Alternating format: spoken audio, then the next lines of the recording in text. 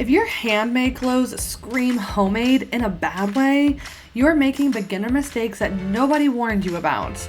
Don't worry, after sewing for 20 plus years and helping beginners create clothing that looks absolutely store-bought like this, I'm breaking down the 7 big mistakes most beginners make and how you can fix them fast. If you're just walking into a fabric store and picking whatever looks pretty, you might be picking fabrics that aren't made for clothing.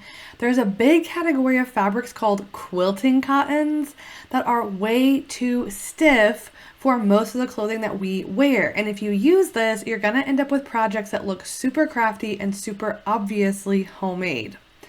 So do not use quilting cottons. Instead, I'm going to put a list of words on screen that you should look for when you're at the fabric store. Typically, they will be organized by these categories. These are good options for making your own clothes. But what if either these words are too crazy, too overwhelming, or I don't know, just too hard? Don't worry, I have a tip that I love to use that helps me find beautiful fabric without having to memorize all these fancy names. So what I'll do is I'll go to a fabric store, I'll find a piece of fabric that I like, and then I will roll it out until I get a piece, and I will fold it in half. So I create this U shape at the top, and then I have 2 layers of fabric. Okay, then I will hold the top of this U, this fold, about the length of my finger away from the edge. Then I will see what the fabric does. If the fabric falls at a 45-degree angle or more, it's perfect. It's going to look beautiful as clothing. And if you don't believe me, go in your closet and try this with some of your dresses, skirts, things like that. And notice that those fabrics also tend to fall at this 45-degree angle or more. Now, remember I mentioned quilting cottons being too stiff for the clothing we typically wear? Yeah, here's an example of me doing that same test, and you'll see this fabric holds that perfect line coming straight out. It doesn't fall at all. That is way too structured for most clothing and definitely way too structured for most beginner projects. So do not use quilting cottons and try not to use fabrics that when you hold them doing this, that they hold straight out very stiffly, okay? Those fabrics tend to just scream homemade. This next one you might not have heard of yet, but trust me, you will. It's called interfacing. Interfacing is something we put on our projects to make them stiffer or a little bit stronger. Think about collars and cuffs, how they are really rigid and crisp and beautiful, even if the rest of the shirt might be a little bit more flowy. The reason that they're more stiff and structured is because they have interfacing. Now, if you use the wrong kind of interfacing, it is going to completely ruin your projects. And if you make the mistake like I used to do, you're probably using fusible interfacing. This is the most common interfacing you'll find if you go in store to buy your fabric. Places like Hobby Lobby or Joann's, when it used to be around, carried this type of interfacing all the time. And it is typically, this fusible interfacing is typically for craft projects. Think purses, pillows, oven mitts, things like craft things, not clothes, okay? So if you try to use this kind of interfacing on your clothes, they're going to turn out bubbly and kind of strange, and it's going to make your project way too stiff. That interfacing just isn't quite right for clothing. Instead, we want to look for one of the 2 other options, which is a woven interfacing and a knit interfacing. These are so much nicer and they make your clothes look so much more professional. Now, really quick, if your fabric stretches, it's called knit fabric, so you'll probably want to use a knit interfacing. Whereas if your fabric does not stretch, your fabric is a woven and you'll probably want to use a woven interfacing. Okay, so those are the basics. And one last note on interfacing, it does come in multiple weights. So you can have a light, flowy interfacing that just adds a little bit of structure, or you can have a heavyweight interfacing that's going to give you a lot of thick, intense, really durable, intense structure.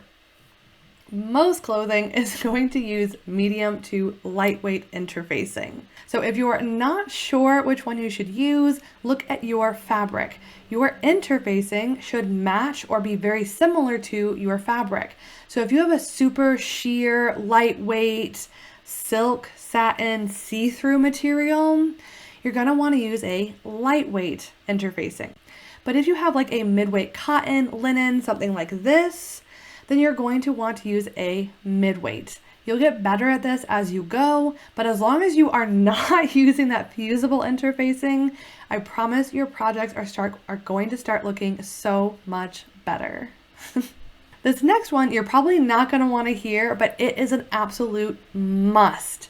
You must finish the edges of your fabric before you start sewing your project together. I know you cut out everything and you want to jump into sewing it, but we can't, because when we cut these shapes out of our fabric, we have created a raw edge on all of our pieces. And what that means is that over time, while we're wearing and when we wash our projects, those fibers can come unraveled and come apart. And if we don't finish them, your project is literally going to fall apart at the seams. No, we spent all this time and effort to make something beautiful. We want it to last. And we do that by finishing the edges. Now, there are two really quick and easy ways to do this. The first one is with a pair of pinking shears like this. It's a special pair of scissors that has this diamond or this triangle pattern. And when you cut the edge of your fabric, it makes that little diamond pattern. And for whatever magical reason, this stops your edges from fraying. I don't fully understand it myself. I just know that it works. If one of you guys does understand it, please let me know below. And if you don't want to buy this special pair of scissors, you can finish your edges using your sewing machine. All you need is a zigzag stitch. If you're not familiar with your zigzag stitch, you can check out my entire video here. But all you need to do is zigzag along the edge, making sure that when your needle comes down on the left side, it's in the fabric. And when it comes down on the right side, it's outside the fabric. Just outside, not far, but just outside the fabric. This will ensure that the thread catches all of the fabric and none of it can come unraveled while you're washing and wearing it. And your project will last forever. Okay, forever is a strong word, but it will last much longer than if you didn't finish the edges. If you have ever had a project that has this little piece of fabric around the neckline, and that piece of fabric always wants to come out, it never wants to lay flat, it's always messing up the neck hole of your project, this next tip is going to help you out, okay? So this little piece of fabric is called a facing, and it is a really common traditional way to finish necklines. But if we don't do this special step, they're going to keep kind of popping up and not doing what we want. So the way that we get them to stay down is through something called understitching. So I'm gonna do a demonstration here on a straight seam piece of fabric so we can see what's happening super clearly. So we will sew the facing to the project, right side's facing, and sew all the way around, okay?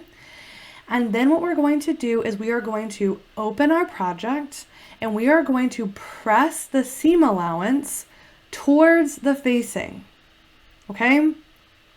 And then we are going to sew through the facing and both layers of seam allowance. The seam allowance is what's going to hold that facing down inside of your project so it doesn't want to pop up and out and get all over the place. Once you're done sewing, it should look like this. You can see that row of stitches on the facing, but there is nothing on the project itself. So when we fold this facing down to the wrong side, which is where it will live when we're wearing the project, this becomes completely invisible.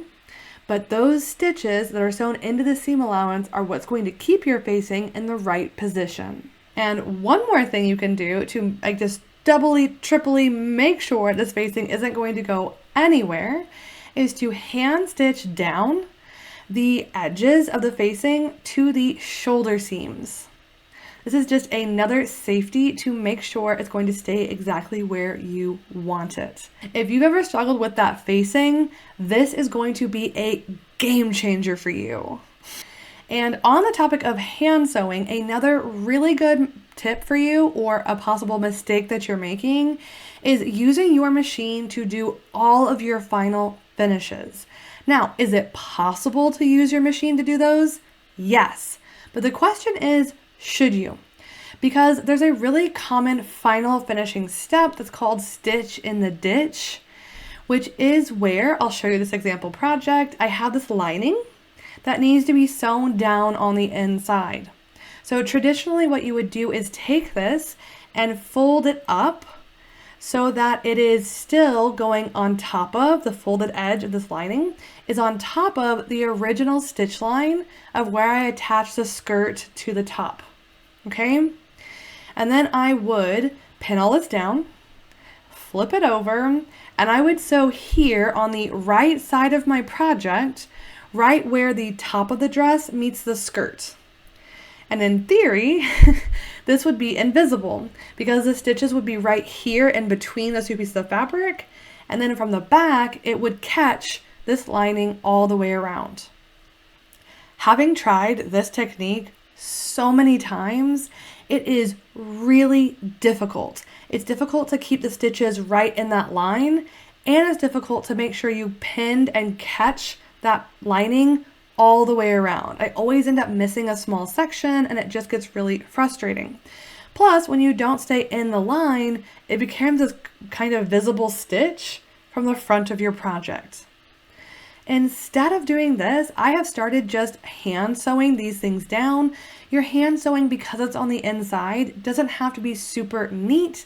And if you're using a matching thread, you are literally never going to see it. And it gives you such a beautiful professional finish from the outside and the inside. So if you haven't tried hand sewing your finishes yet, try that and see if it doesn't make your clothes look more store-bought. Pattern matching can make or break your project depending on your pattern, the print of your fabric, right? Like sometimes when those stripes don't line up, it just screams that you made it at home, right? Ugh. Okay, I want to share with you a really quick and easy way to do pattern matching so that way you can make sure your projects look flawless. So what I like to do is trace out my pattern pieces on tissue paper or lightweight trace paper like this. Then I will go through and I will draw in my seam allowances. This will be very important in a moment. And then when I go to trace out this pattern piece, I will lay it down wherever I want. I will trace it out. And then I will also trace out some of the pattern pieces along the edge where I want them to line up with the next piece. Okay? Once I have this, I'm going to take it and line it up with the piece it will eventually be sewn to. So here I'm using a half circle as an example. So this half heart is going to connect to this half circle. And so I'm going to, you see here, I have the seam allowance drawn on both of these. I'm going to line up that seam allowance line, okay? And when I do, I can see the print from the fabric through this. I can trace it onto the second piece. And now when I go to trace out the second piece, I'm going to take these marks that I just traced and line them up on the fabric. Then once they're lined up perfectly, I can trace out this pattern piece, cut it out, and pin it together. Now I know these pieces are going to match perfectly, but things can move while we are sewing. So when we go to pin this together, we're gonna make sure that we visually check to make sure all the marks are lined up, and we are going to pin them exactly where we want them sewn. Because again, when we're sewing, things can shift a little bit and we do not want that. Once everything is pinned in place, we can sew it, and look how beautifully these all line up. Now, before we get into the last mistake that you might be making, and this one, you guys, might be the most important, I want to share with you that if you've been trying to make your own clothes and it hasn't been going as well as you had hoped, you might want to check out the pinned comment below. I have put together an entire roadmap from unboxing your machine, setting it up, all the way through making your very first piece of professional looking clothing, all in just 6 weeks. Here are some projects from my students that look absolutely store-bought. So if that would help you out, check out the pinned comment below. Now, the last tip that you absolutely must do, cannot miss, not optional, you must press. Every time you sew something, you must then bring it to the ironing board and press it. Now, all I mean by pressing this is, for example, if I sew these two pieces of fabric together, I'm going to bring it to the ironing board and I'm going to take these two seam allowances and I'm going to fold them open like a book. Then I'm going to hold my iron on this until they lay nice and flat and crisp. Okay, here's before I ironed it and here's after. You can see that this looks so much better. Now, a note here, in general, for beginners, if you really want your clothing to look store-bought or really nice and not obviously homemade, I would recommend using natural fibers. That's going to be cotton, wool, silk, or linen. Why? They are super easy to handle. They're a lot easier for beginners to work with in general, and they press beautifully. Unlike synthetic fabrics that like polyester, nylon, things like this, when you try to press them, they are not going to press near as nicely, and it can make your projects look a little bit more crafty. Now, I'm going to give you a tip here in case you already are working with polyester. Take your project, sew it together, iron it the exact same way, but once you iron it, take your iron off and place something on top of this. Not your hand, it's too hot, you're gonna burn yourself. Just something to help hold that down while it cools. This is going to help your synthetic fabrics hold those presses so much better. So which one of these mistakes have you been making and which one are you going to try on your next sewing project? Let me know down below. And if you have been struggling with sewing your own clothes, if you'd like a little help, a friend to go through it with you, don't forget, check out the pinned comment below. And until the next one, happy sewing!